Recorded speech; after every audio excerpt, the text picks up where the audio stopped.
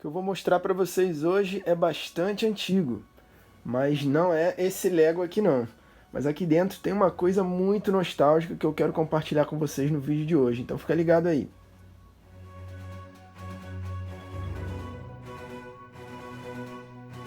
Fala pessoal, tudo bem? Sejam muito bem-vindos de volta ao canal. Se você não me conhece, eu me chamo Felipe Loubach, eu sou colecionador e no vídeo de hoje tem mais um pouco de nostalgia, mais uma parte marcante da minha infância. Eu já tinha falado sobre o SOS Comandos na série de vídeos do Falcon Comandos em Ação. É inevitável fazer essa referência, até porque a gente sabe que diversas linhas de brinquedos surfaram na onda de sucesso dos G.I. Joe, dos Comandos em Ação. Especialmente depois de 1984, o pessoal que é da década de 80, sem dúvida, desfrutou muito mais da linha de brinquedos Comandos em Ação, que é uma das mais bem-sucedidas da história, uma também que tem a maior quantidade de itens, né, os maiores itens, sucesso de venda absoluto. Dispensa apresentações, eu já fiz vídeos aqui falando exclusivamente sobre isso.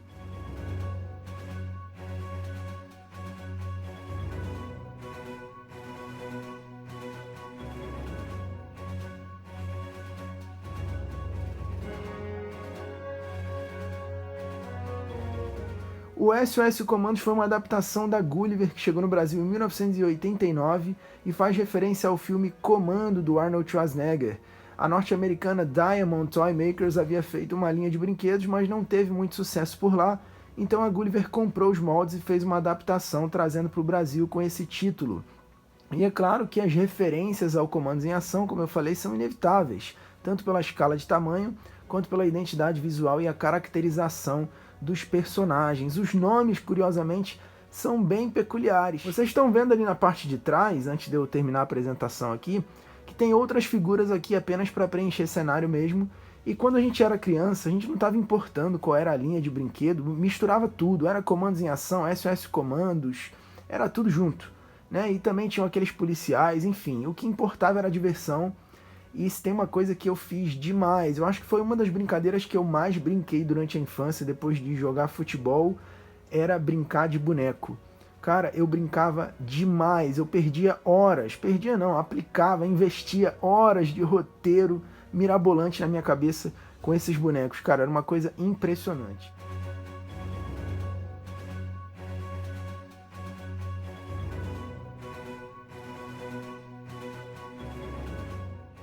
Olhando agora um pouco mais de perto, vocês percebem que as figuras não tinham um nível de detalhamento assim muito grande, né? Era um acabamento assim razoável que atendia o propósito de satisfazer a expectativa da criança, que era poder brincar sem medo de quebrar. Até porque os Comandos em Ação na época tinham essa fama, né, de quebrar especialmente o polegar. Então os SOS Comandos inteiramente de borracha aqui as partes articuladas. Ele não tinha os pontos de articulação dos Comandos em Ação, né? Então os Comandos em Ação chamavam a atenção exatamente por ter revolucionado esse conceito de figura de ação na escala 3,75, né? Mas nesse caso aqui a gente tinha apenas articulação no joelho e aqui nos braços, né? Aqui na perna, no tronco, enfim, e na cabeça, mas era o suficiente para a brincadeira. Então esse daqui seria o Arnold Schwarzenegger, que foi rebatizado aqui pela Gulliver como Cronos, e era uma figura assim muito bacana também, né? Ele era bem diferente dos outros, inclusive. Esse daqui é o Shark. Eu gostava bastante da expressão facial dele e eu acho assim que ele tinha cara realmente de vilão de filme da Sessão da Tarde. Me divertia muito com esse cara aqui e com o irmão gêmeo dele que está ali atrás. Os dois botavam para quebrar, era muito maneiro. E vocês estão vendo aí na parte de trás da figura. Pessoal, considerando o tempo, eles estão muito bem preservados. Eu era uma criança cuidadosa, exceto algumas figuras que eu cometi o crime de pintar, né, de usar a minha criatividade e fazer algumas pinturas. Então essas foram algumas das que eu acabei passando para frente, porque na condição de colecionador não valia a pena ficar com elas ali daquela forma, né? Era mais, eu guardava mais assim para uma memória afetiva mesmo, mas a nível assim de preservação eu continuei com esses que estão assim num estado razoável. Nas minhas brincadeiras, esse daqui era o argentino. O nome dele, pela Gulliver, é Matone, mas por alguma razão eu olhava para a cara dele e achava que ele parecia um argentino, Então ele era o pirata argentino assassino. E era um vilão também muito importante nas minhas produções de fundo de quintal. Então você vê que ele está um pouco judiado ali, né, a pintura, mas assim, poxa, sobreviveu, né? Ele sofreu ali uma ruptura, né? Como a gente pode ver na região da cintura, e eu colei e tá tudo certo, tá sobrevivendo aí. Vamos ver por quantos anos ainda. Esse daqui é o Gladius, que tem essa máscara aqui muito assustadora de filme de terror. Realmente um personagem muito caricato, né? Fazia parte aí da gangue do terror, que era o grupo rival ali dos comandos, né? Então ele cumpria bem aí essa função de estereotipar o vilão como um personagem de filme de terror, né? Com essa máscara aqui. Muito bem acabado também, gostava bastante dos detalhes dele. Vou mostrar aqui agora os próximos personagens. Esse daqui era o Marajá. Infelizmente, os filmes nos doutrinaram a acreditar que qualquer pessoa com um turbante na cabeça, ou seja lá qual for o nome desse aparato, é um terrorista. Então isso é uma coisa muito triste, né, esse estereótipo, mas eu era uma criança inocente e eu olhava para esse camarada aqui, apesar desse nome simpático, eu colocava ele sempre como o homem-bomba da parada. Então não me julguem por isso. Tá aqui o Marajá. Esse era um nome completamente aleatório no meio dessa coleção. Não entendi realmente o critério da Gulliver para a escolha desse nome em especial. Todos os outros, né, eram praticamente norte-americanos os nomes, né? Mas esse daqui era o Marajá. Agora olhamos um pouco mais de perto o Willie Go. Ele que tem aquela cara de sargento aposentado, mal-humorado. Fala se não é. Tem aqui algumas marcas na pintura também. Eu gostava bastante da camuflagem dele. Eu sempre gostei muito de soldados, de bonecos de soldados. Embora todos eles em tese sejam soldados, né, guerrilheiros, alguma coisa desse tipo, eu gostava bastante daqueles que tinham essa caracterização mais tradicional, né, de um militar, com as cores ali marrom, verde oliva, esse tipo de coisa. Então eu gostava bastante dessa camuflagem aqui do Willie Go. Achava também esse nome muito engraçado. Enfim, ele tinha esse detalhe aqui que era essa arma aqui nas costas também. Gostava bastante desse personagem aqui, com essa pintura no rosto aqui, pronto para a guerra. Esse daqui era o Tony Turner, esse nome super norte-americano que eu tomei a liberdade quando criança de apelidar de Tony Tornado. E eu não consigo imaginar um nome melhor para ele, trazendo aqui uma referência brasileira para um personagem aqui dessa linha SOS Comandos. E eu não aceito nada menos que isso, caso de fato a Gulliver cumpra uma antiga promessa que surgiu, se eu não me engano, em 2015, de voltar com a linha SOS Comandos. Vamos fazer um abaixo-assinado, uma petição para o nome Tony Tornado, aqui no lugar de Tony Turner, né? Que é um nome bem arrojado, bem assim, sessão da tarde, né? Mas enfim, esse carinha aqui eu tinha dois dele, um com a calça camuflada e esse com a calça toda amarela. Esse daqui sobreviveu, o outro foi passado adiante. Ele não tinha aqui um detalhamento muito grande na pintura, na parte de trás aí. A gente via que ao longo dos anos a Gulliver foi tendo menos cuidado com o acabamento das peças, talvez aí uma política de redução de gastos, né, na produção. Então, parecia aqueles brinquedos falsificados, né, que você olhava na cartela, a parte da frente era pintada, quando chegava em casa você tirava, a parte de trás não tinha pintura, era mais ou menos isso. Mas apesar disso ele era muito bonito, e esse daqui é um dos que está assim em melhor estado de conservação. Fechando aqui o grupo dos heróis, né, dos SOS Comandos, a gente tem o Wild Billy. E esse daqui era o meu favorito. Eu adorava as cores dele, cara. Esse verde vivo com marrom, como eu falei, gostava bastante, né, dos soldados aqui com essa camuflagem tradicional. E esse daqui era o meu personagem favorito, gostava bastante dessa caracterização dele aqui. E ele está muito bem preservado. Eu também tinha outro desse que foi nesse lote aí, mas eu tinha um outro que estava um pouco mais judiado. E esse daqui acabou ficando para contar a história. Então estão apresentados aí todos eles.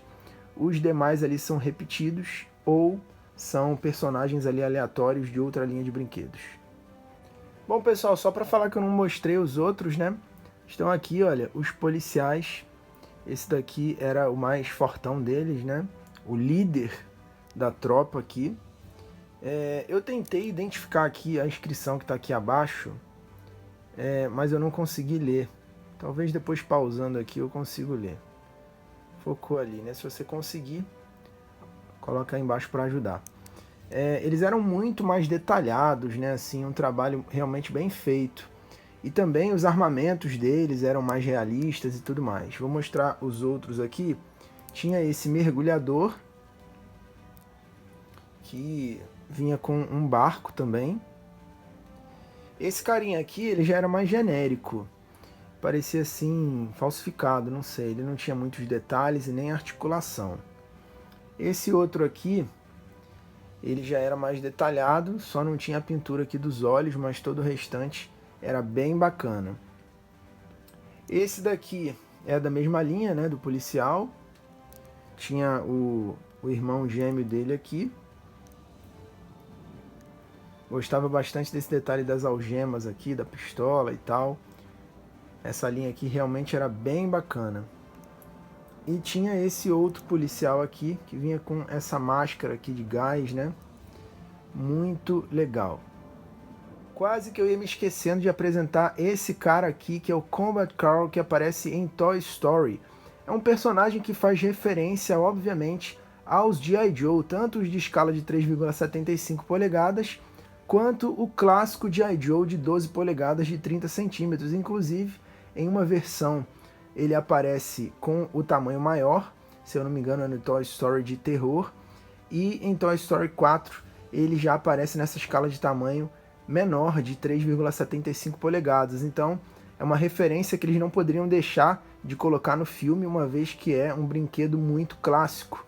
Então, eu adquiri esse daqui já há pouco tempo. Na verdade, deve ter uns 2 anos, ele não é da minha infância, mas ele está aqui junto com os outros, porque, enfim, tem tudo a ver, né?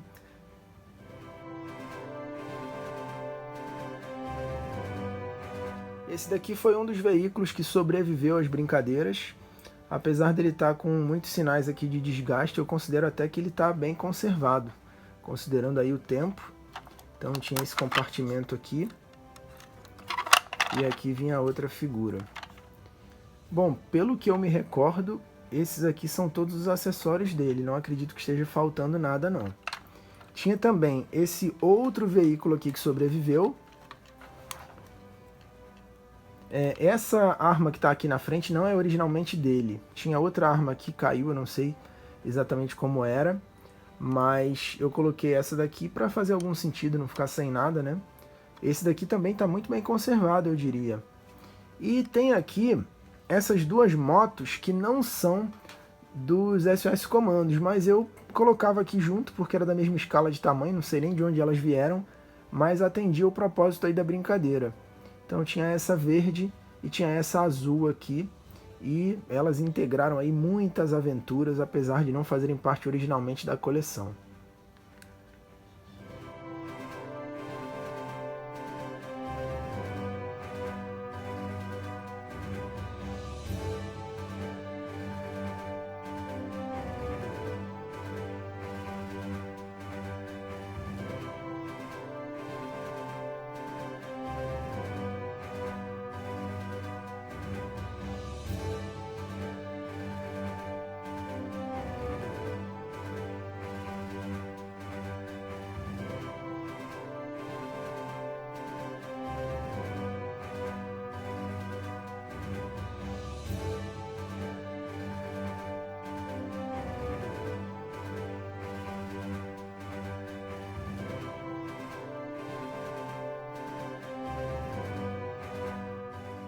Tinha também essa trincheira aqui, que eu não lembro de onde veio, mas eu usava e está aqui até hoje, então estou mostrando aqui no vídeo. E também essa asa delta aqui, como se fosse uma asa delta, né? Cara, isso daqui era muito legal, porque tinha esse acessório aqui que você colocava uma linha, um barbante, qualquer coisa que fosse no teto, enfim, pendurava de um lugar para outro, e você soltava a figura, ela ia deslizando como se estivesse voando mesmo. Nossa, isso daqui alimentava muito a imaginação de uma criança. Eu brinquei demais com esse acessório aqui. era sempre alguma coisa de resgate e tal. E esses mísseis aqui, eles soltam também. Deixa eu ver se eu consigo tirar. Então, nossa, eu brinquei demais com isso aqui, cara. Esse foi um acessório aqui que teve uma utilidade e, curiosamente, ele tá muito bem preservado, né? Nem parece que ele sofreu assim com a ação do tempo. Mas esse daqui também não é originalmente da linha, mas eu brinquei demais e ele funciona perfeitamente para a escala de tamanho das figuras. E aí nessa brincadeira, tudo quanto era tipo de acessório que dava para usar, entrava para a coleção. Não importava de onde tinha vindo, para onde ia, mas dava para usar, estava junto. Então tinha essa mochila, tinha esse caixotinho de madeira aqui, tinha essa maca, enfim, e diversos outros armamentos ali que misturava de todas as coleções possíveis. Então era realmente um roteiro completo. Então é isso, pessoal, espero que vocês tenham curtido esse vídeo falando sobre a linha SOS Comandos da Gulliver, que teve seu início em 1989 e teve a sua última linha de produção em 2011, se não me falha a memória. Maiores informações, como eu falei anteriormente, você encontra no link aqui abaixo na descrição. Tem um vídeo muito detalhado contando toda a história dessa coleção no canal Coleção em Ação. Se eu não me engano, esse é o nome do canal, o link vai ficar aqui abaixo. Lá você vai saber todos os detalhes dessa linha, que foi um sucesso e que deixa muita saudade. Se você teve na sua infância, guarde com muito carinho. E se você quiser fazer um dinheiro, eles também estão valendo bem. Mas enfim, eu sugiro que você guarde. E vamos torcer para que a Gulliver traga de volta. Atualmente tem o helicóptero do Comandos em Ação que eles voltaram a fazer. Isso foi um sinal, um indicador positivo para mim. Vamos torcer para que eles voltem com as figuras também. Então é isso, pessoal. Se quiser conhecer toda a minha coleção, link aqui abaixo da minha rede social. Inscreva-se no canal, marque o sininho das notificações, deixa o like, comentário, manda para o seu amigo que também curte colecionismo. Um forte abraço, eu encontro vocês no próximo vídeo.